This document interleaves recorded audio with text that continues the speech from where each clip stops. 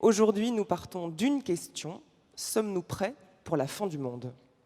Vous aurez remarqué que cette question présuppose que la fin du monde est inéluctable, qu'elle va arriver, et l'absence de doute en la matière est en soi le sujet du débat qui nous occupe aujourd'hui.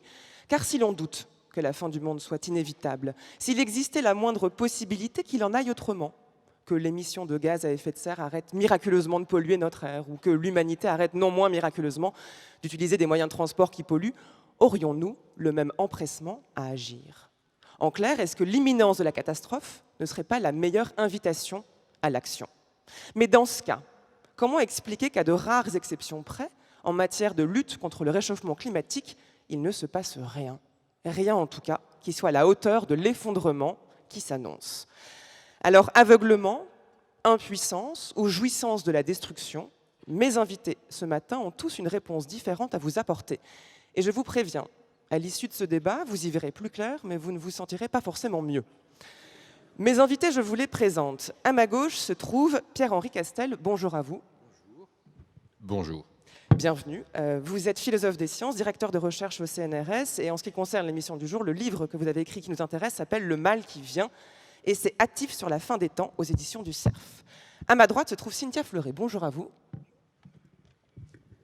Bonjour. Et bienvenue. Vous êtes philosophe psychanalyste, professeur titulaire de la chaire Humanité et Santé au Conservatoire national des arts et métiers. Vous dirigez la chaire de philosophie à l'hôpital GHT Psychiatrie et Neurosciences de Paris. Et en ce qui concerne l'émission du jour, le livre que vous avez dirigé avec Anne-Caroline Prévost s'appelle « Le souci de la nature, apprendre, inventer et gouverner » aux éditions du CNRS. Et à votre droite se trouve Dominique Bourg. Bonjour à vous. Bonjour. Vous êtes philosophe, professeur à l'Institut de géographie et de durabilité à l'Université de Lausanne, et dans la faculté de géosciences et de l'environnement. Et l'ouvrage qui nous intéresse aujourd'hui s'appelle « Une nouvelle terre pour une autre relation au monde » aux éditions des Clés de Brouwer. Vous savez tout sur mes invités, désormais la parole leur est laissée. Je vous propose que l'on commence avec chacun de vous trois qui prenez quelques minutes pour répondre à cette question avant que les éléments du débat puissent être lancés et que la discussion commence. Dominique Bourg, sommes-nous prêts pour la fin du monde ? Bien, si vous permettez, je ne vais pas répondre directement à la question, mais je voudrais donner quelques éclaircissements, si vous voulez. C'est déjà la différence entre fin du monde et fin d'un monde. C'est quand même une différence extrêmement importante. L'idée de fin du monde, c'est une sorte de théologème. Il y a un très beau livre qui avait produit il y a quelques années, écrit il y a quelques années, Hicham Stéphane a fait ça sur le sujet. C'est une structure de pensée qui permet de penser, alors en fait très rarement à la fin du monde. Si vous pensez à l'apocalypse, c'est pas la fin du monde, hein, ça repart après. Bon, donc c'est là aussi la fin d'un monde. Dans les questions écologiques, ça arrive avec le fameux rapport au Club de Rome, le rapport Meadows, où là, dans le scénario business as usual, on voit les courbes monter, non pas au ciel, ça n'arrive jamais, mais jusqu'à un certain sommet, et redescendre. Alors, excusez-moi, qu'est-ce que c'est ? Ben, ça, c'est tout simplement la première fois qu'on fait entrer en termes d'écologie ce qu'on appelle, l'idée justement de la fin d'un monde, de la fin du monde de la société thermo-industrielle. Ça, c'est un texte très très important. C'est à partir de ce texte-là que toutes les choses qui vont être rapportées à la collapsologie ou que sais-je repartent. Ça, c'est début des années 70, c'est 72. Et ces courbes sont assez impressionnantes parce que si vous regardez la réalité, hein, je vous rappelle que c'est un petit modèle assez simple, et donc en fait, il y a 6 paramètres, et si on regarde la réalité d'aujourd'hui, ben, malheureusement, ça suit les courbes de l'époque, jusqu'à aujourd'hui. Et dans le scénario de l'époque, entre 2020 et 2040, l'ensemble des courbes commençait à redescendre. Alors ce thème-là revient en force au début des années 2000 avec Diamond, avec son livre Collapse, effondrement. Mais là, il faut faire très attention. Pour Diamond, un collapse, parce que c'est surtout une notion historique qui nous permet de décrypter des phénomènes dans l'histoire. Et c'est un effondrement à la fois des effectifs démographiques et de l'organisation d'une société. Mais attention, sur un temps très long. Ce n'est pas le jour d'après. Et depuis lors, après vous avez eu le livre de Pablo Servigne et Michael Stevens, Comment tout peut s'effondrer. Alors c'est intéressant de le rappeler, encore aujourd'hui, en termes de livres sur l'écologie, etc., il est en tête des ventes. On est à près de 50 000 exemplaires vendus. Voilà, je crois. 4 ans après. Mais attention, le démarrage du livre, il a été publié en 2015, si je ne m'abuse. Et ce n'est pas en 2015 qu'il connaît un succès énorme. C'est un succès par bouche à oreille. Et effectivement, alors au bout de 2 ans, ça explose, les ventes explosent. Et surtout, c'est une thèse qui est extrêmement diffusée sur les réseaux sociaux et auxquels les gens sont très sensibles. Voilà, je voulais simplement un éclairage, si vous voulez, un peu historique pour qu'on voit bien les différents sens de cette expression. Que la peur de l'effondrement ne date pas d'hier. On y reviendra. Cynthia Fleury, sommes-nous prêts pour la fin du monde? Ou de ce monde? Alors, sommes-nous prêts? Non. Je vous remercie. Moi, j'essaye d'être... voilà, c'est quand même samedi. Donc, alors, il y a 2 choses qui sont... Sommes-nous prêts? Non. Je vais essayer de développer 2 secondes.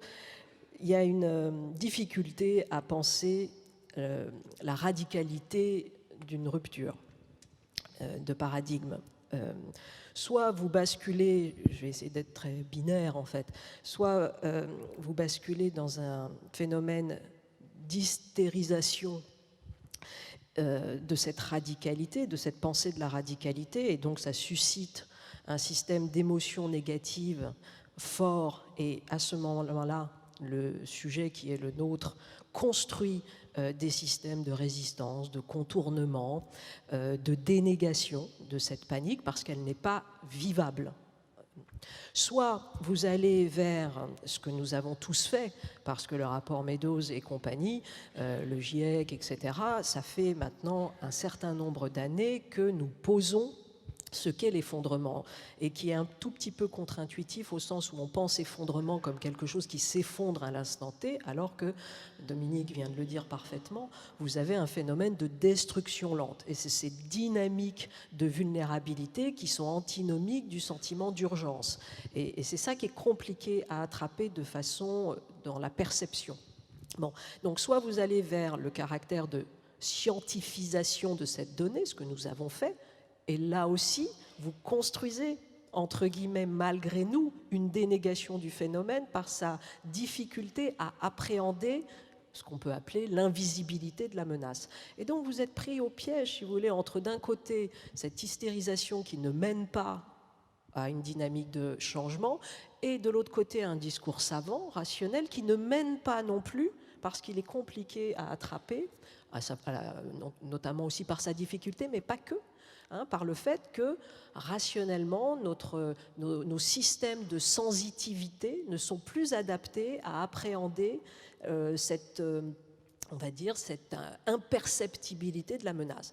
Quand est-ce qu'on a commencé à avoir des retournements? Quand précisément l'invisibilité s'est transformée en visibilité.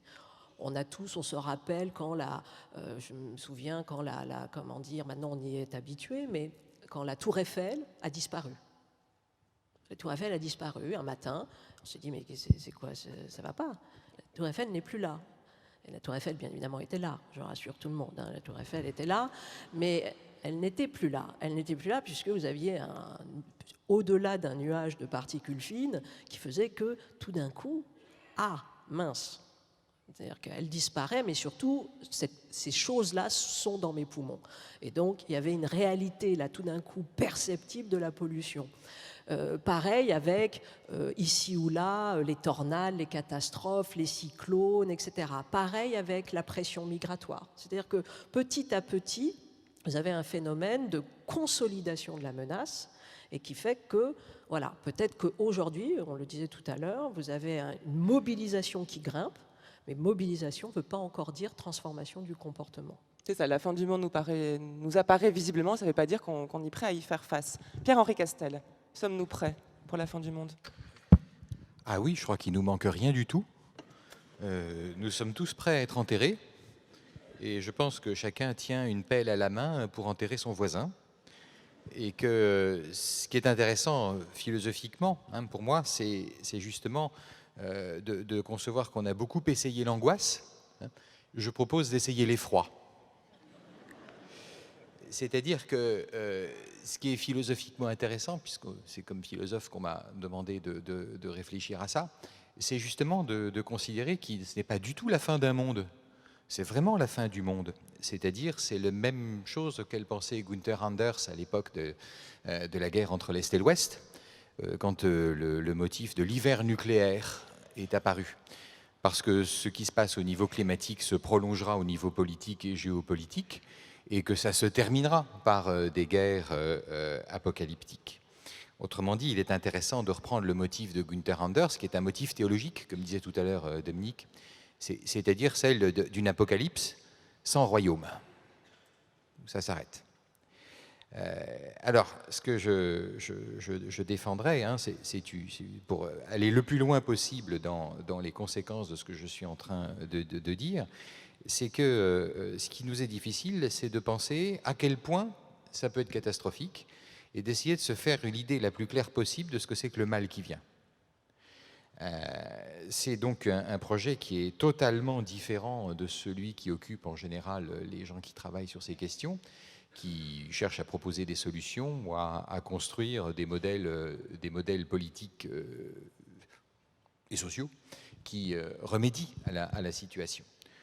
Moi, je préfère, même si c'est extrêmement désagréable, j'y ai pas beaucoup de plaisir, même si de temps en temps on peut rire un peu, parce qu'un peu d'humour noir s'y est à l'occasion, c'est de chercher justement ce qui se passe quand on renonce à toute espèce d'idée de construction d'une utopie réparatrice, et qu'on se confronte au fait que dans les sociétés dans lesquelles on vit, on ne peut déjà pas abriter les SDF ni lutter contre la fraude fiscale, et on nous demande de modifier le capitalisme international et l'économie générale de la production des biens.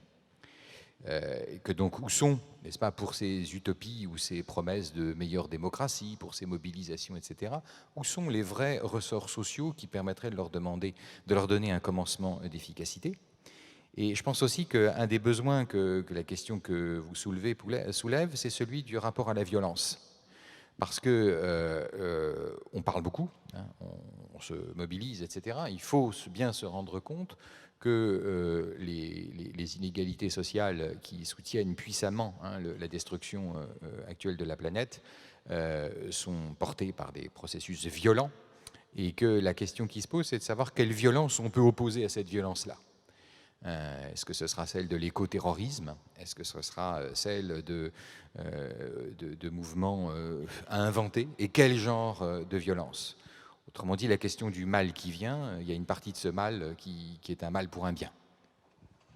Alors, on va déplier tout ça au cours de l'heure qui suit, notamment les liens que vous avez tous abordés entre écologie et politique. Comment est-ce que la crise écologique peut avoir des conséquences directement politiques et peut-être nuire à la démocratie? Ce n'est pas le sujet le moins intéressant de ce débat. D'abord, j'aimerais vous entendre tous les trois sur un constat que vous avez fait, à savoir que la menace est de plus en plus visible. Elle est réelle et inévitable, disiez-vous, Pierre-Henri Castel. Elle est visible, disiez-vous, Cynthia Fleury. Elle est certaine, disiez-vous, Dominique Bourg. Comment expliquez-vous que malgré la visibilité accrue de cette menace, malgré le caractère inéluctable de l'effondrement qui arrive, pour reprendre ce terme à la mode, eh bien, nous ne fassions pas grand-chose? Que finalement, cette urgence-là n'amène pas en nous des changements de comportement radicaux qui seraient absolument logiques si tant est qu'il existe en tout à chacun la volonté de survivre, ce qui n'est pas forcément le cas. Dominique Bourg.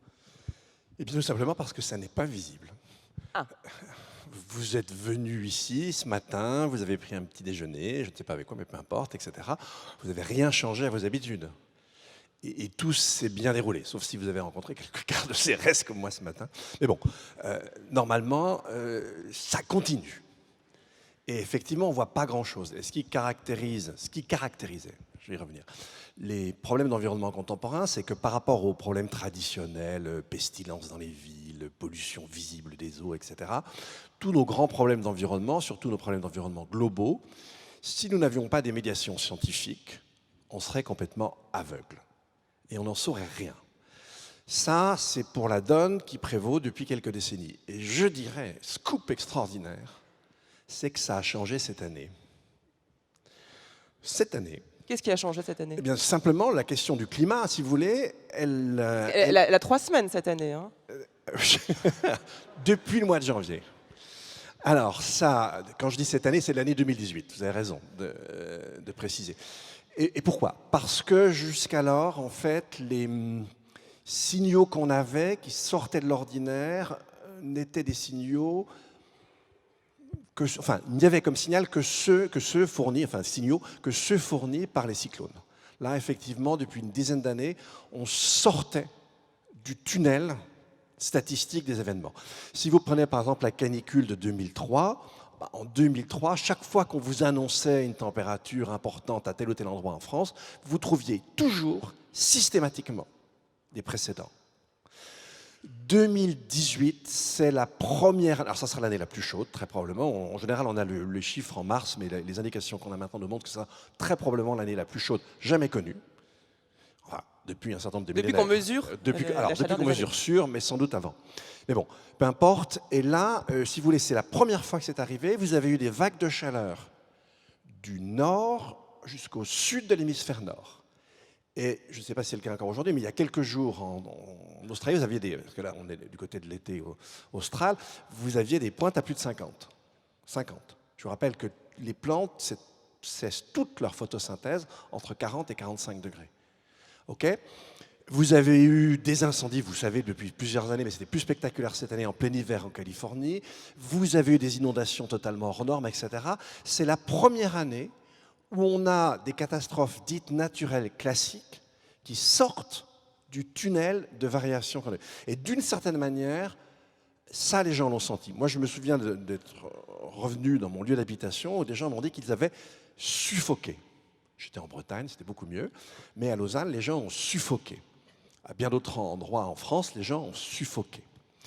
Et donc, et on le voit, parce que vous avez eu à l'international et en France des manifestations avec un seuil de mobilisation jamais connu. Quand on manifestait en France pour le climat, c'était quelques centaines de personnes.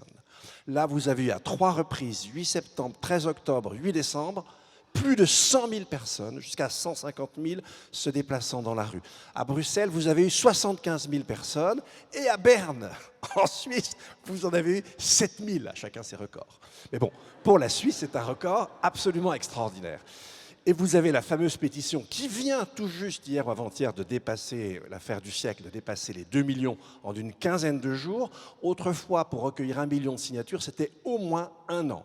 2 millions en 15 jours. Beaucoup plus que les gilets jaunes. Et donc là, il y a vraiment un phénomène unique qui est en train de se produire. Et moi, je vous invite à bien considérer que nous sommes confrontés à des événements auxquels l'humanité n'a jamais été confrontée. Est-ce qu'on a le droit de ne pas être d'accord? Ah bah vous êtes là pour ça. Ah bon, d'accord. Vous voulez rebondir tout de suite ou Cynthia Fleury prend la parole? Dites-nous, Pierre-Henri Castel. En quoi le nombre de manifestants change quoi que ce soit? Je veux dire, la question n'est pas du tout du nombre de manifestants, la question est des relais politiques et sociaux qui permettent à des choses pareilles d'exister. C'est en particulier la question, je vais être très cru, du degré de pression, voire de violence qui est exercé sur le pouvoir politique et qui l'amènerait à changer effectivement quoi que ce soit quant à la réorganisation de l'économie. Parce que le changement ne peut arriver que par le pouvoir politique, c'est ce que vous dites. Eh ben, espérons, parce que pour le moment c'est encore le cas. Mais ça ne sera pas toujours le cas, parce que les premières libertés on va pas commencer par mourir de faim, comme dit mon collègue Pierre Charbonnier. On va commencer par perdre nos libertés politiques. Donc là, on peut encore faire quelque chose. Des manifestations, mais c'est futile, Dominique Bourg. Alors, je vous laisse répondre, Dominique Bourg, avant de passer la parole à Cynthia Fleury, puis on reviendra sur le lien entre l'écologie et la politique. C'est absolument pas futile, mais c'est la première marche de l'escalier. Effectivement, les marches suivantes, alors il y a encore un escalier, les marches suivantes, bon, effectivement, on va voir si elles vont se produire, mais en tout cas, on ne passe pas à la marche suivante sans être passé par celle-là. Et c'est un phénomène extraordinaire. Si vous jugez futile un saut quantitatif qui a forcément une signification qualitative au suivant, vous avez déjà tout décidé à l'avance, donc en fait la discussion n'est plus très utile. Non, c'est vraiment un élément fondamental de changement. Alors, comment ça va s'exprimer, etc. Alors, le politique, évidemment, c'est un relais essentiel. Je serais assez mal placé pour vous dire le contraire, puisque je pense que ça peut être intéressant. Mais ce n'est pas que le politique. Ces changements-là, vous les avez partout à l'œuvre dans la société. Et en fait, ce qu'on connaît assez mal, vous avez énormément d'expériences sur le territoire où des gens changent en même temps leur mode de vie, des modes de production, des modes d'organisation. Ça se fait au travers de petites et micro-expériences, mais vous avez aussi dans les entreprises, grandes ou petites, etc., des acteurs qui font aussi des choses. Donc quand vous en avez 2 millions qui se déplacent dans la rue, bah, si vous voulez, c'est le moteur qui va finir par diffuser. Alors, est-ce qu'on va y arriver? Est-ce qu'effectivement, on va sortir dans les 15 jours du capitalisme international? Je ne pense pas tout à fait. Voilà. Et autre chose que je veux dire par rapport à tout à l'heure, ce qui est vraiment très important, il ne s'agit pas de réparer. Alors ça, si en écologie, vous pensez qu'on va réparer... Bah, vous Réparer quoi? La planète? Réparer le monde ou réparer la planète. Et vous n'êtes pas très informé. Hein. On est dans ce qu'on appelle l'anthropocène. Donc, de toute façon, on ne reviendra pas sur les dégradations qui ont déjà eu lieu. Et les dégradations des 30 ou 40 années qui viennent, elles sont déjà dans les tuyaux. L'anthropocène, c'est la manière de signaler l'empreinte de l'homme sur la nature. Alors, dans un premier temps, en tout cas, c'est le mot qui signifie qu'on entre dans une période nouvelle, ou au moins dans un premier temps, l'humanité exerce par ses activités économiques un impact sur les grands paramètres du système Terre vraiment important. Cynthia Fleury. Oui, alors... Cet écart entre la visibilité de la menace, les moyens d'action, est-ce que la manifestation... Oui, pourquoi finalement, même les actions qui ont lieu paraissent dérisoires par rapport à l'ampleur de la catastrophe qui nous attend? Alors pourquoi on ne change pas? Il y a beaucoup de données, il y a je l'ai dit, des réalités psychologiques, des réalités politiques, des réalités économiques, des réalités d'échelle, je vais essayer de les développer, des réalités de différence entre ce qu'on peut faire soi-même et effectivement un niveau politique. Et sachant que les théories de collapsologie et d'effondrement ont tenté, si vous voulez, de dire c'est maintenant. C'est maintenant, pourquoi? Parce que convergence de tous ces points. Et on peut après s'interroger sur l'efficace d'une théorie de l'effondrement pour créer de la mobilisation. Je fais partie de ceux qui pensent que non. Je pense qu'il n'y a pas d'éthique du désespoir. C'est peut-être mon côté psychanalyste ou que sais-je, mais je pense qu'on est dans des obligations aujourd'hui pour créer une transformation de ce que moi j'appelle la vérité capacitaire. C'est-à-dire d'être du côté de la vérité, mais d'être du côté de se soucier d'une vérité qui met en mouvement et non pas qui bloque et qui paralyse, ou qui est immédiatement instrumentable par certains pour précisément ne pas faire. Alors, rapidement, parce que Dominique disait, voilà, il y a les marches, etc. L'histoire... Et je lui disais en sourdine, il n'y a plus d'escalier. Bon, le souci, c'est ça. C'est-à-dire que, si vous voulez, il y a ces théories. L'histoire a toujours fonctionné avec deux grands mouvements. La question de la réforme, progressivité, et puis la question de l'abolition. Voilà, ces deux mouvements sont constitutifs des ruptures de paradigme de l'histoire. Nous faisons de la réforme, nous faisons des petites marches. Nous n'arrivons pas encore à créer un geste abolitionniste par rapport à cette question du climat qui viendrait précisément renverser, ne plus faire à l'instant T un certain type de comportement et qui aiderait à faire un saut qualitatif. Nous allons être obligés de faire ce saut qualitatif et la problématique, c'est qui va porter le poids de ce saut qualitatif. Et c'est donc la question de la justice sociale qui, de fait, va être problématique. Alors, pourquoi on ne change pas? Bon, parce qu'on est ignorant des phénomènes, de moins en moins. Donc, ce n'est pas la question de l'ignorance. Pourquoi? Très souvent, parce qu'on se perçoit comme impuissant. On se perçoit comme impuissant, on estime qu'individuellement, c'est insuffisant, et donc c'est la problématique du levier sur les politiques et du type de pression sur les politiques. Pourquoi on ne change pas? Parce qu'il y a un conservatisme naturel. On est tous plus ou moins réticents au changement. C'est comme ça, c'est un principe de survie. Pourquoi on ne change pas? Parce qu'on peut, certains d'entre nous, avoir une idéologie progressiste, c'est-à-dire avec les meilleures intentions du monde, on considère que nous ne détenons pas la clé de la fin du monde, pas la fin du monde, et que nous allons construire techniquement, petit à petit, les possibilités pour sortir de ce marasme. Pourquoi on ne change pas? Parce que vous avez également le fait d'être dans des problématiques de justice sociale et de scission de certaines personnes et qui considèrent que le fardeau peut être porté par d'autres. C'est notamment la question des élites qui se déresponsabilisent consciemment, inconsciemment par rapport à ce fait-là et qui se dit, voilà, et donc il y a une répartition du fardeau qui n'est pas la même pour toutes. Et puis pourquoi on ne change pas? Parce qu'on est tous confrontés à des problématiques court-termistes, d'urgence, il y a des incendies, et que quand vous êtes au feu, quand vous êtes dans l'obligation de gérer des incendies, c'était la jolie phrase vous pensez à la fin du monde, moi je pense à la fin du mois, et qui est absolument symptomatique aussi des luttes d'aujourd'hui, et qui renvoie, si vous voulez, à ce fait-là. Donc tout ça fait que toutes ces connivences créent précisément un appel au non-changement. Donc maintenant, c'est qu'est-ce qui va construire le geste abolitionniste et qui va nous permettre de faire ça avec le moins de casse possible. Et ça, en revanche, je n'ai pas la réponse ce matin. Bon, après cette entrée en matière, on s'attendait à une solution. Pierre-Henri Castel, j'imagine, selon votre propos initial, que la question, voilà, pourquoi est-ce qu'on n'agit pas, vous direz sans doute, bah, en fait, peut-être cette fin du monde, on n'a pas envie, tout simplement, de la repousser. Ah non, pas du tout. Je tiens beaucoup à ce qu'elle ait lieu le plus tard possible. Personnellement, j'ai pas d'intérêt particulier à ce que ça se passe demain ou à la fin du mois, par exemple. Hein. Je vous rassure tout de suite. Cynthia Fleury vient de soulever, je crois, une des questions qui est les plus redoutables. C'est la façon dont on peut utiliser quelque chose qui est de l'ordre de la vérité pour rendre les gens capables. Bon. Rendre capable, ça se dit bien en anglais, hein, c'est ce qu'on appelle l'empowerment. Hein, c'est une jolie traduction. Hein, il faudrait fabriquer un mot comme ça, comme capacité, comme un verbe, hein, comme ça.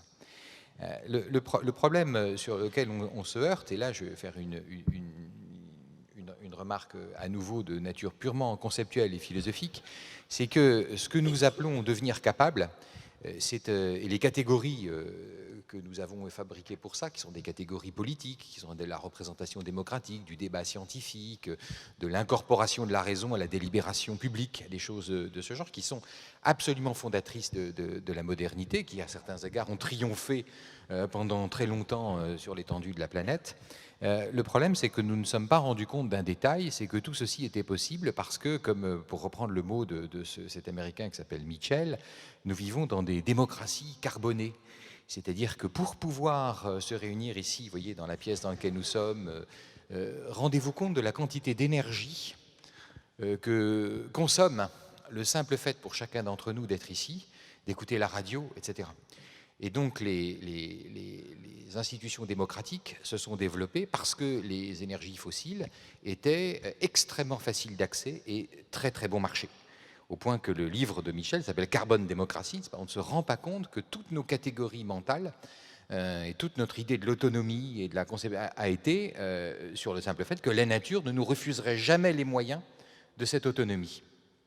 Ce que nous sommes maintenant amenés à considérer, c'est un véritable défaut intellectuel. C'est pourquoi ce sont des pompes. L'histoire de la fin du monde ou la fin d'un monde est une pompe à utopie qui tourne en rond, hein, et que j'essaie de manifester à cet égard un très profond scepticisme. C'est que nous ne savons absolument pas comment penser les choses. Parce que les catégories intellectuelles qui ont été élaborées pour réfléchir sont des catégories intellectuelles qui sont nées d'un monde qui disposait d'une quantité phénoménale d'énergie et de ressources pour que l'abondance soutienne la démocratie, la liberté, etc.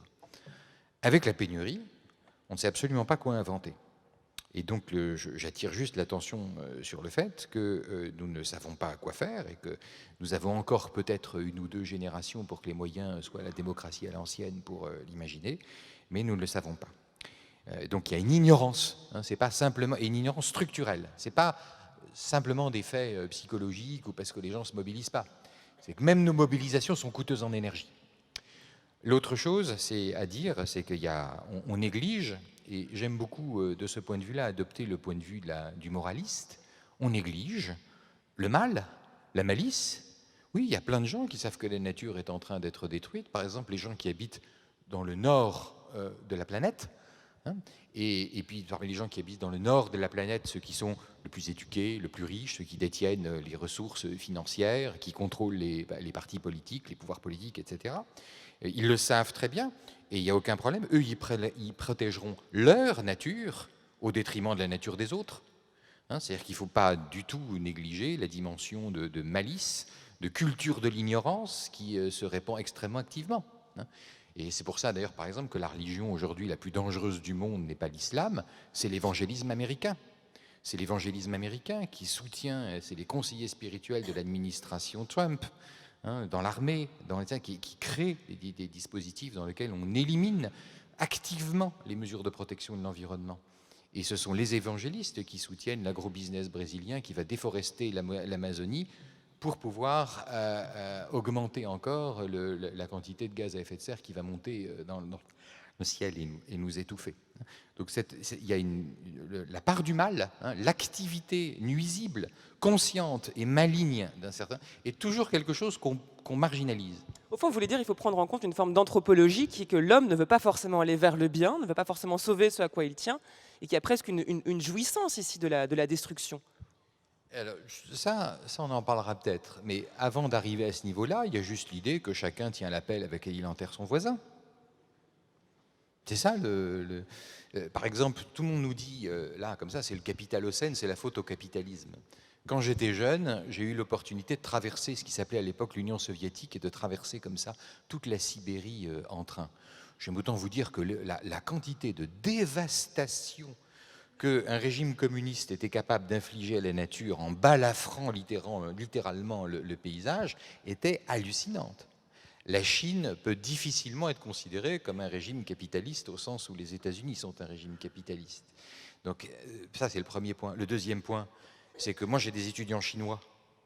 Ces étudiants chinois, ils sont là parce qu'ils ont eu de la viande, parce que l'Amazonie a été déforestée pour faire du soja.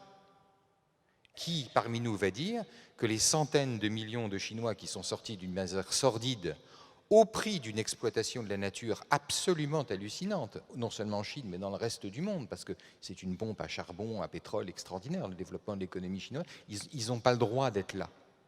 Donc le vrai problème, c'est pourquoi nos propres valeurs d'émancipation, et ça n'a rien à voir avec le méchant capitalisme, pourquoi ce sont nos propres valeurs d'émancipation, d'instruction, de permettre à des gens de se soigner, de se nourrir et de se voyager, qui produisent l'épuisement de la nature. Donc sommes-nous capables de reconfigurer nos propres valeurs, en fait, c'est ça que vous dites, pour induire un autre rapport à la planète et au monde?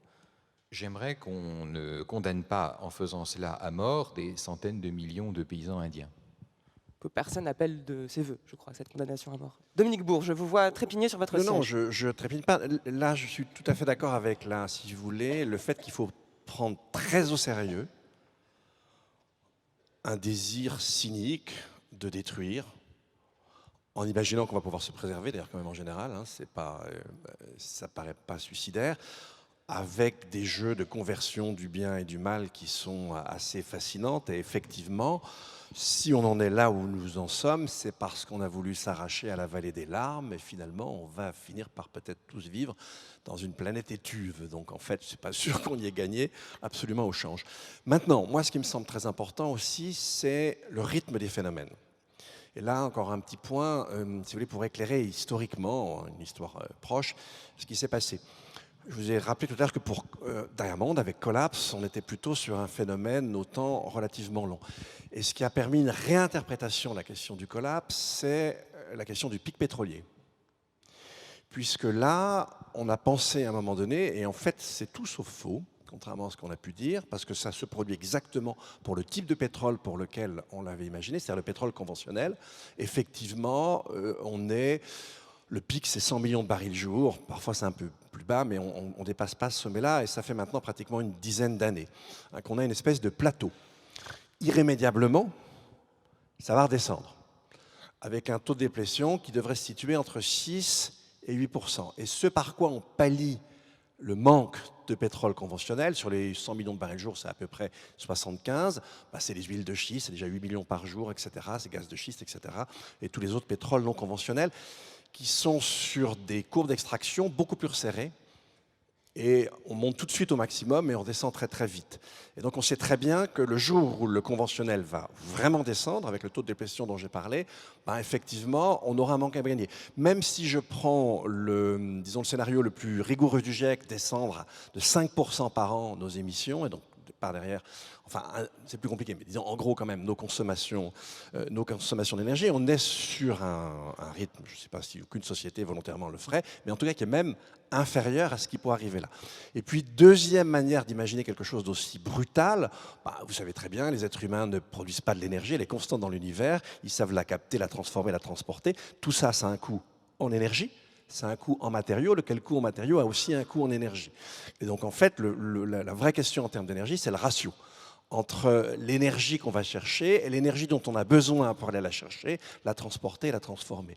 Et là, il semblerait qu'on soit assez proche, si vous voulez, d'un taux global qui ne permet plus de satisfaire les besoins d'une société où on utilise beaucoup d'énergie, ça a été rappelé, en cascade et évidemment avec des rendements limités. Là, si effectivement on prend cette théorie au sérieux, on pourrait, en l'espace de quelques jours, finalement, eh bien, produire moins d'énergie qu'on en consomme. Donc là, effectivement, on pourra avoir un clash énergétique très rapide. C'est ce genre de théories qui ont fait qu'on est passé de Diamond à une idée qui est celle d'un Jared effondrement plus Diamond, rapide. c'est celui qui avait écrit le premier Collapse. livre sur l'effondrement en 2004. Oui, voilà, en 2005, mais peu importe. 2005. Mais bon, et donc, enfin 2005 c'est la traduction peut-être, je ne sais plus, peu importe. Mais en tout cas c'est début des années 2000. Et donc là, on est sur effectivement une vision de l'avenir qui est différente. Et bien sûr, selon cette vision, l'aptitude dont dispose la société, le temps qu'elle a pour s'adapter, etc., évidemment, varie énormément. Et quand on est dans l'idée d'un collapse très rapide, ben, c'est là qu'il n'y a plus d'escalier. Et c'est là peut-être que se pose la question sur laquelle j'aimerais vous entendre tous les trois, du lien entre cette crise écologique, l'effondrement certain écologique et les régimes politiques dans lesquels nous vivons. Dans quel sens, et c'était en filigrane dans chacun de vos discours, est-ce que la crise écologique serait une menace pour la démocratie, Cynthia Fleury? Alors oui, dans la mesure où, si vous voulez, ça a été dit tout à l'heure par Pierre-Henri, c'est-à-dire que vous avez historiquement, la différence, si vous voulez, entre ce qui a été posé par le rapport Meadows et autres, c'est-à-dire en gros le moment où on interroge la soutenabilité de la Terre par rapport à notre manière de concevoir la paix, c'est que cette question n'est pas celle des Lumières. Et les Lumières sont constitutives de notre modèle de l'état de droit. C'est-à-dire qu'au moment où on a conçu notre état de droit, on a pensé effectivement que, même si ce n'était pas posé comme ça, que l'infini des ressources était posé. Et que donc l'ajustement permanent sur la Terre n'était pas une question, c'était implicite, si vous voulez. Le contrat naturel et le contrat social au départ, c'est des choses qui sont ensemble. Or, petit à petit, nous découvrons qu'elles sont disjointes. Et nous l'avons découvert après-guerre, fondamentalement. Et c'est là que c'est compliqué et que ce n'est pas qu'une affaire de cynisme, et c'est une affaire effectivement épistémologique, c'est-à-dire que nous avons conçu notre modèle de paix sur précisément l'économie carbonée, c'est-à-dire que la condition de la paix, c'est l'énergie, fondamentalement. Ce n'est pas la justice. Nous n'avons pas fait ce travail. C'est-à-dire que nous avons construit notre modèle de justice, en fait, grâce à l'énergie. Et aujourd'hui, il faut inverser la chose. Il faut construire un vrai modèle de justice qui va nous faire créer un lien vers le rapport énergétique. D'où la fragilisation des systèmes politiques. D'où c'est un renversement total, si vous voulez. Donc, et c'est pour ça que quand on défend l'éthique, il faut comprendre qu'on défend l'éthique non pas après, mais l'éthique avant, c'est-à-dire l'éthique comme au fondement de notre modèle épistémologique, ce qu'on n'a jamais fait. Donc c'est là où l'appel à l'invention, à la politique, en fait, ça serait merveilleux. Si vous voulez, aujourd'hui, ce qui se passe, c'est un renouveau merveilleux pour la politique si on affronte véritablement ça, puisque c'est enfin, nous devons penser ce qu'est un modèle de justice sociale et nous ne l'avons jamais pensé. Mais c'est immense, c'est absolument immense. Et donc, c'est vrai que là, la pression, elle devrait se faire énormément tout de même, malgré tout, sur les élites, sur ceux qui sont le plus à même de, comment dire, manier un certain type de levier. Mais bien évidemment, et c'est là où nos cultures solidaires, nos cultures liées à l'individualisme, nos manières de penser notre émancipation sont problématiques parce que nous avons une grande partie d'entre nous, en tout cas ceux qui ont les moyens de vivre leur émancipation, ils se sont dessaisis du reste du monde. Ils pensent que fondamentalement, ils peuvent exister sans le monde. Et d'ailleurs, tous les jours, de la vérité quotidienne leur donne raison. Et donc c'est très compliqué pour elles de penser tout d'un coup que tiens, elles vont construire des politiques publiques pour le plus grand nombre. C'est impossible. Donc il faut créer une pression. Cette pression, c'est essentiellement souvent de la violence. Mais on voit aussi que la violence a son insuffisance. Donc pour l'instant, voilà, on est à la fois sur quel type de manière épistémologique, comment on invente ce retournement, et en même temps, comment on fait pression pour ne pas être simplement dans un process de réforme qui, par rapport à l'accélération des événements, sera de toute façon insuffisante, et donc ça se régulera par une catastrophe. Pierre-Henri Castel, on peut aussi retourner la réflexion et dire que d'un côté, la pénurie des ressources peut entraîner un affaiblissement des États tels qu'ils existent aujourd'hui, voire même une transformation des régimes autoritaires. Mais à l'inverse, peut-être que pour qu'un véritable changement écologique puisse avoir lieu, il faudrait renoncer à une forme de démocratie, il faudrait une forme de régime politique qui permette d'aller plus vite. Et là, on retrouve beaucoup de tenants de ce qu'on appelle une sorte d'éco-fascisme, éco-dictature, qui pense que pour agir très vite, il faut renoncer à un système politique lent et solidaire qu'est la démocratie. Il y a aussi la dimension de l'éco-terrorisme d'extrême gauche. Moi, ce qui m'a beaucoup frappé, c'est dans une de ces réunions, parce qu'elles se multiplient, comme dit Dominique Bourg, il y a effectivement un sursaut de mobilisation assez sensible depuis 2-3 ans autour de ces questions-là. Je me suis trouvé à côté d'un des fondateurs de Deep Green Resistance. Et c'était très intéressant, on était dans une assemblée comme celle-ci. Qu'est-ce que c'est Deep Green Resistance? Alors c'est un mouvement qui est d'origine américaine, qui franchit le pas de prôner des sabotages au moins de nature fonctionnelle, hein, c'est tourner les robinets des puits de pétrole, etc. Pas structurel, il ne s'agit pas de faire sauter les centrales nucléaires ou les centrales à charbon déjà, mais juste d'empêcher un certain nombre de choses et puis de rendre impossible la vie, par exemple, aux grands dirigeants des sociétés qui font du fracking pour sortir du pétrole, etc., hein, aux États-Unis, de leur rendre la vie impossible, d'aller faire des sit-ins devant chez eux, etc. Pour le moment, ils en restent là. Moi, ce qui m'a beaucoup frappé dans le propos de ces gens, c'est que ça ressemblait au fond à l'anarcho-syndicalisme à la fin du 19e siècle en France, avant l'invention des syndicats. C'est l'idée que ce garçon qui était assis à côté de moi parlait à des gens comme vous, là, qui êtes quelques centaines. Il s'adressait essentiellement aux jeunes et il recrutait des saboteurs. Et ça me paraît un phénomène quand même très calmement d'ailleurs, avec beaucoup de lucidité sur ce qu'il était en train de faire, avec l'idée comme ça qu'on allait pouvoir agir de cette manière-là, rendre la vie impossible à ceux qui exercent sur nous une violence inouïe en continuant à s'enrichir par les voies. Voilà. Alors il y a un petit côté comité invisible, comme dit Cynthia, hein, c'est des choses qui se font plus sur un mode plus ou moins clandestin. Discutant avec cet homme, je faisais remarquer que justement ça aboutit à un seul truc, c'est les réponses répressives extrêmement graves. Et que le grand problème, c'est pas que des individus se mettent à saboter tel ou tel truc, c'est que des forces sociales soient capables de se fixer des buts impersonnels, comme par exemple quand les syndicats ont commencé à demander, au lieu de casser les machines, à dire que les journées de travail ne doivent pas dépasser 8 heures, ou bien qu'il y a un salaire minimum, ou qu'on interdise aux enfants de travailler en dessous d'un certain âge. Des choses générales et impersonnelles. Mais il y a un moment dans lequel la violence du conflit passe par des phénomènes de genre. Et je pense qu'une des graves questions qui se posent, c'est pas juste de penser à la justice, c'est de penser au prix physique, moral, personnel qu'on est prêt à payer pour elle, et donc à la nature de la violence qu'on est prêt à répondre à la violence qui nous est faite. Là, je dois dire que, d'abord, j'assume entièrement ma position de philosophe, je ne suis pas du tout un sociologue ou un spécialiste de sciences politiques, je ne sais pas. Mais je préfère ne pas savoir comme philosophe plutôt que, comme le collapsologue, inventer une pseudo-science de l'effondrement qui n'est que de la science-fiction. Vous n'y croyez pas à la collapsologie? Mais alors, totalement pas du tout. Nous n'avons pas du tout la maîtrise des modèles mathématiques qui permettent de faire des conclusions aussi rigoureuses que celles, aussi précises. On peut avoir l'idée que ça va mal se passer, ça c'est sûr. Mais quant aux détails techniques, le logis ne me plaît pas du tout dans collapsologie. C'est pour ça que je préfère appeler ça l'effondrementalisme, si vous voulez. On voit plus que c'est une idéologie.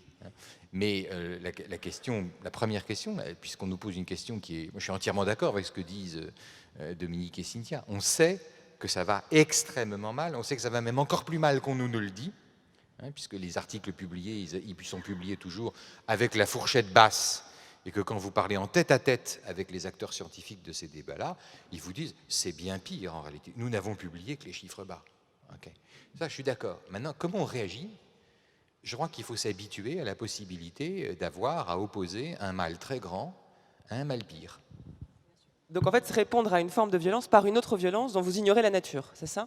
Dont j'ignore la nature, mais dont je souligne que c'est une vraie question de morale de savoir comment on va inventer les formes de violence qui sont adéquates à répondre à ce qui est en train de se passer. Alors, comment inventer les formes de violence adéquates? Dominique Bourg, dans votre ouvrage, vous en appelez pas tellement à des nouvelles formes de violence, mais à une nouvelle forme de spiritualité. Oui, alors avant de parler peut-être une autre réponse. Oui, c'est une autre réponse, mais elle n'exclut peut-être pas l'autre. Mais enfin, déjà aussi, pour bien montrer, si vous voulez, la complexité, le côté très évolutif de toute cette affaire, là, je vous ai parlé de pics pétroliers, etc., mais cet été est paru un article très intéressant dans les PNAS, donc les grandes revues scientifiques américaines, et là, on pourra avoir une accélération qui ne serait pas du tout due au pétrole, mais qui est liée au climat.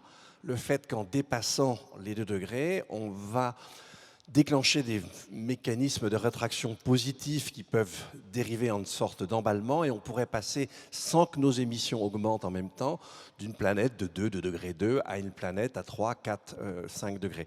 C'est très important. Ce qu'on appelle les phénomènes de rétroaction. Rétroaction positive, mais là on aura un emballement si vous voulez.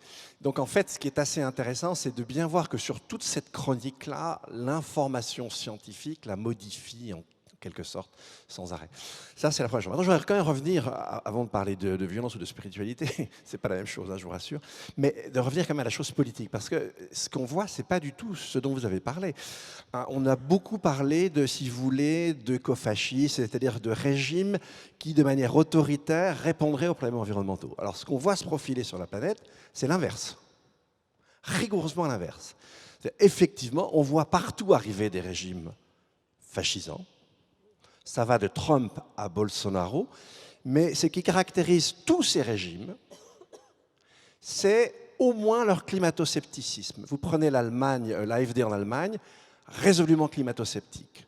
L'équivalent suisse, l'UDC, résolument climato-sceptique. Depuis qu'il y a une alliance droite et droite extrême ou extrême droite en Autriche, l'Autriche est un pays modèle, c'est fini. Et puis alors, si vous allez voir du côté de chez Bolsonaro, c'est encore pire, parce que dans son entourage, il y a plein de platistes, c'est-à-dire de gens qui sont absolument persuadés que la Terre est plate. Alors, moi, pendant un certain temps, je pensais qu'avec effroi, ils allaient au bord pour voir si on n'allait pas tomber ou s'il n'y avait pas des gens en dessous. Maintenant, ils ont réponse à tout, c'est assez extraordinaire. Donc, en fait, on a d'un côté une force montante. L'environnement n'existe pas, donc on va vous faire crever beaucoup plus rapidement. Et puis, de l'autre, on voit, en tout cas en Europe, monter dans les statistiques électorales les écolos. Alors qu'est-ce que ça veut dire? Ça veut dire que la menace n'est pas assez visible pour que l'environnement soit plus important qu'une question politique? Ou est-ce que ça veut dire que finalement la misère est telle qu'on préfère voter pour vivre, pour que la fin de mois soit moins difficile, plutôt que pour la planète soit sauvée? Alors ça, c'est un vrai problème, parce qu'effectivement, on a aux États-Unis le noyau, mais pas seulement, attention, le noyau des gens qui votent Trump, c'est les petits blancs pauvres. C'est une expression horrible, un petit blanc, mais bon, voilà. Donc les anciennes classes moyennes appauvries, et plutôt de couleur blanche, qui aux États-Unis, la couleur, c'est quand même quelque chose de fantasmatiquement important. Bon, ici, ce qu'on a vu avec les Gilets jaunes, on le voit bien, on est parti sur la question de la fiscalité carbone, mais qui était une fausse fiscalité carbone, que la chose soit claire. Hein, si vous voyez comment la Californie a fait, ce n'est pas le gouvernement français. La France, c'était 12% des recettes pour des questions écologiques. Aux États-Unis, la moitié de la taxe va dans les infrastructures décarbonées, l'autre moitié de la taxe va pour aider les plus pauvres, ce qui est une évidence et une nécessité. Donc, en fait, si vous voulez, on a le choix entre... Et pour le moment, entre un autoritarisme, voire un fascisme absolument anti-environnement et qui va empirer et qui le revendique tous les phénomènes, et puis on a une sorte de démocratie beaucoup plus rigoureuse qui effectivement exigerait un resserrement drastique des inégalités pour qu'effectivement tout le monde accepte de changer de chose. Alors dit comme ça, mais il est fou, pauvre garçon, hein. Il rêve. Mais n'oubliez pas ce que je vous ai dit, c'est que nous entrons dans une période inédite. Ça va tabasser, ça commence à être visible cette année. Enfin l'an dernier, si cette année vous avez El Niño qui se rajoute, je ne vous dis pas les phénomènes auxquels on va assister. Et c'est une chronique qui va aller crescendo. Donc on aura cette pression qui pourrait nous faire changer, nous faire accepter des choses qu'on n'accepterait jamais, d'autant qu'elle va s'opposer à des cinglés qui vont nommément nous faire crever. Merci pour cet aperçu des années à venir. Ce que ça veut dire, Cynthia Fleury, le présupposé, c'est que pour qu'un changement écologique puisse avoir lieu, il faut d'abord résoudre la question, vous disiez, de justice sociale, d'égalité sociale. Oui, sauf que pour personne, enfin, en tout cas cette question, elle appelle peu de personnes et très souvent on ne règle les vrais problèmes que si on est obligé à le faire. Si vous voulez, revenons sur ces... de comprendre que la démocratie, et sans doute nous l'avons oublié, n'est pas du côté, enfin, l'état de droit n'est pas du côté de la permissivité, n'est pas du côté du trop, toujours trop. Et c'est ça aussi qui est compliqué, puisque nous avons conçu notre idée de ce qu'est la protection, encore une fois, essentiellement par la consommation. Nous avons lâché petit à petit les rêves de solidarité pour ceux de la croissance qui ne sont pas ceux de la solidarité, etc. Donc le biais, il est mis en place depuis longtemps. Donc il faut revenir à une définition plus normative de ce qu'est l'état de droit. Et ça, c'est désagréable. C'est désagréable, mais c'est la vérité pour éviter précisément un mouvement et une dynamique plus liberticide encore. C'est-à-dire, c'est vraiment la définition kantienne, je me donne ma propre loi, mais je me donne quelque chose quand même. C'est l'autonomie, se donner à soi sa propre loi. Se donner à soi sa propre loi, mais faut-il encore qu'il y ait une loi au bout? Et c'est ça, l'état de droit. Une loi au sens vaste du terme. Hein. Et vous avez donc ça, vous avez ensuite l'obligation qui est devant nous au XXIe siècle, et qui n'a encore jamais été faite, d'une vraie gouvernance mondiale. Une vraie gouvernance mondiale, mais qui renvoie aussi, parce que moi je ne crois absolument pas à un grand conseil nocturne ou pas, si vous voulez, au-dessus de tous les autres. Nous avons construit des modèles de légitimité qui sont des modèles nationaux. Donc il faut les garder. Parce que ça a mis un temps infini déjà pour construire ces modèles nationaux de légitimité, mais il se heurte au fait que cette légitimité ne rencontre pas son efficace. Son efficace, aujourd'hui, il n'est plus sur le territoire national, on le sait bien. Et ce hiatus-là, si vous voulez, nous ne l'affrontons pas de manière concrète. On l'affronte par du déclaratif, du déclaratoire, on fait des grandes déclarations, mais en fait sur le niveau de contrainte où on viendrait à la fois respecter les parlements nationaux et en même temps créer un geste de gouvernance mondiale d'une plus grande régulation, c'est absolument ça le défi du XXIe siècle.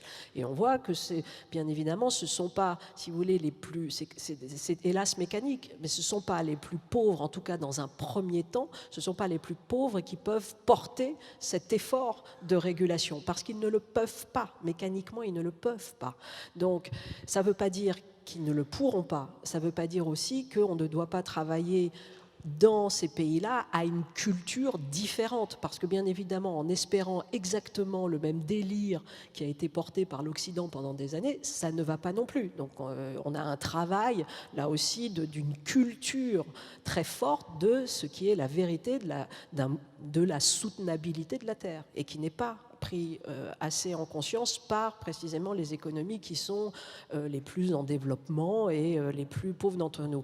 Donc cet effort, il doit être porté bien évidemment par d'abord ce qu'on appelle grossièrement le Nord, mais qui ne veut pas le porter puisqu'il se sent dessaisi d'un destin commun. Donc voilà, c'est cette controverse-là qu'il va falloir inventer, et c'est encore cette combinaison, si vous voulez. On a tous les invariants, on connaît les ingrédients, mais qu'est-ce qui va faire que la cristallisation va se faire entre, d'un côté, des mouvements de réforme progressistes qui essayent de protéger les libertés, puis de l'autre côté, un geste plus abolitionniste? Voilà, c'est ça l'aventure du XXIe siècle. Pierre-Henri Castel. Oui, moi j'aime bien la conversation parce que d'habitude, c'est moi qui ai l'air du métaphysicien fou avec mon histoire de mal avec un M majuscule. Mais en fait, il suffit de laisser parler les gens qui, comme Cynthia ou Dominique, connaissent infiniment mieux le contexte concret de ces choses-là. Et très rapidement, vous voyez que aussi se pose vraiment la question de savoir du pire, inconcevable, qui est éventuellement en train de se produire. Et avec un sentiment particulier, c'est que pour le moment, ce que nous avons à, je cite Dominique, ce que nous avons à opposer à cela tient quand même plutôt du rêve et du suspens. Et donc, on ne sait pas, voilà. Et donc, moi, je voulais attirer l'attention sur le fait que, au fond, peut-être on est dans une phase que je comparais à celle des grandes utopies de la Renaissance, quand les gens ont, bien avant qu'on invente le contrat social, l'idée de liberté individuelle, etc., imaginer des cités dans lesquelles les hommes seraient libres, vous voyez, comme l'utopie de Thomas More, etc. Nous avons aujourd'hui une ressource pour laisser travailler nos sensibilités sur ce qui nous attend. C'est ce que je pense être la science-fiction post-apocalyptique, dont la collapsologie est un sous-genre et probablement le plus mauvais. Mais la science-fiction post-apocalyptique, c'est par exemple La Route de McCormack. Ce sont des gens qui, eux, ne reculent pas devant le fait d'explorer le pire dont les hommes sont capables à leur propre égard. Et c'est ça qui peut éventuellement cheminer dans nos sensibilités et qui est absolument indispensable parce que nous n'aurons pas les moyens d'étouffer le mal en continuant à redistribuer de la richesse pour apaiser les souffrances des gens. Parce que l'énergie, les biens, la nourriture, l'air pur, l'eau, les beautés de la nature, tout cela va commencer à manquer. Et que donc nous allons nous trouver confrontés à quelque chose où on ne peut pas acheter la frustration, l'injustice, on peut pas, parce que la nature ne nous le fournira pas. Et ça, je pense que c'est un aspect des choses comme ça qui a fait un peu bizarre, parce que c'est, oui, j'ai pas du tout de solution sociologique ou politique à proposer, mais je crois que certains en ont. Cynthia lève la main, Oui. non, parce que moi je les considère comme relevant du rêve, hein, pour le moment.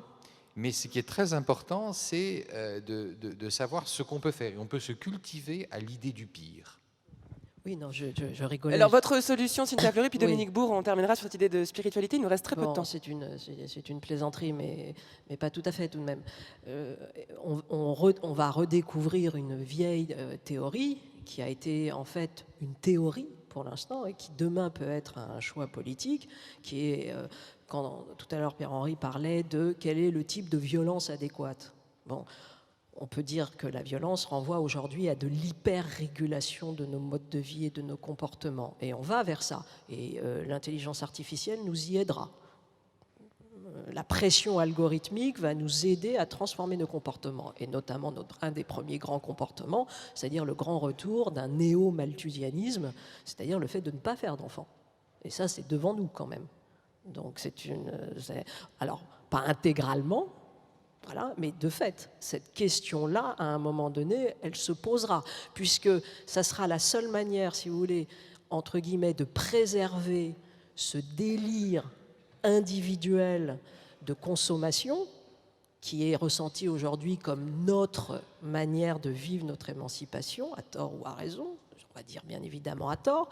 Bien sûr qu'il faut aller vers une culture et une spiritualité, si je reprends le mot de Dominique, différente, mais de fait, la première manière de conjuguer et de ne pas changer trop, c'est de faire moins d'enfants. Bon, merci pour cette solution.